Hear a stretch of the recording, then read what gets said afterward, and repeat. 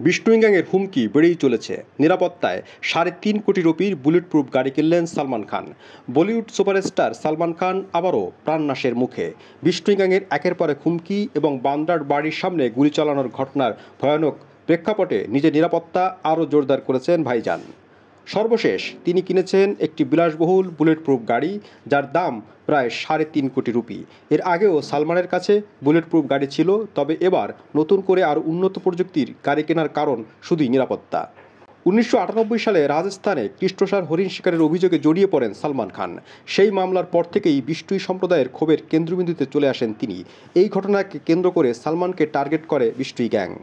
২০২৩ সালের ১৪ এপ্রিল দুই অজ্ঞাত পরিচয় ব্যক্তি বাইকে করে এসে সালমানের বাড়ির সামনে ৪ রাউন্ড গুলি চালিয়ে পালিয়ে যায়। পরে এই ঘটনার দায় স্বীকার করে বিষ্ণুই গ্যাং।